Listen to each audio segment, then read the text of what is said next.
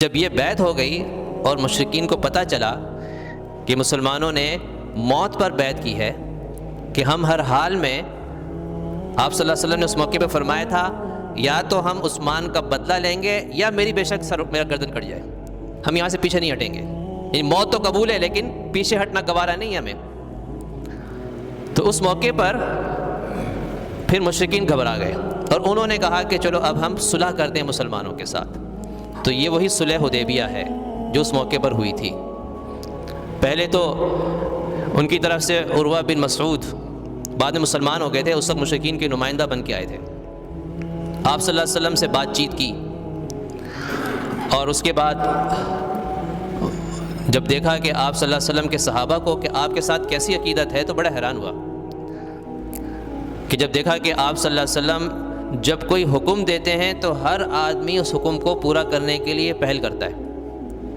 آپ جب وضو فرماتے ہیں تو وضو کا جو پانی نیچے اعضاء سے گرتا ہے تو اس کو زمین پہ کوئی گرنے نہیں دیتا ہے، اس کو لینے کے لیے گویا کہ دوسرے سے لڑ پڑیں گے اور اپنے ہاتھوں میں لے کر اس کو اپنے چہرے پر اور بدن پہ ملتے ہیں، اور جس کو پانی نصیب نہیں ہوتا وہ دوسرے کے ہاتھ پر اپنا ہاتھ مل کے اس کی تری لیتا ہے.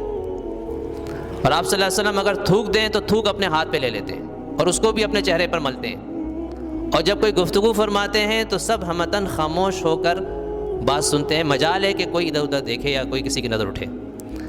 تو یہ بات دیکھ کر وہ بہت متاثر ہوئے. مشرکین کے وہ بڑے شمار کیے جاتے تھے. مکہ گئے، انہوں نے کہا کہ بھئی میں نے تو ایسا کہیں بھی نہیں دیکھا، حالانکہ ایک جہاندیدہ آدمی تھے. انہوں نے کہا میں کیسر اور کسرا اور مقوقس اور نہ جانے کتنے بڑے بڑے بادشاہوں کے دربار میں جا چکا ہوں اور وہاں ان کی تعظیم بھی دیکھ چکا ہوں، لیکن ایسی عقیدت اور محبت تو میں نے کسی بادشاہ کی نہیں دیکھی جیسا کہ مسلمان اپنے نبی کے ساتھ کرتے ہیں. اب یہ بات ہو گئی.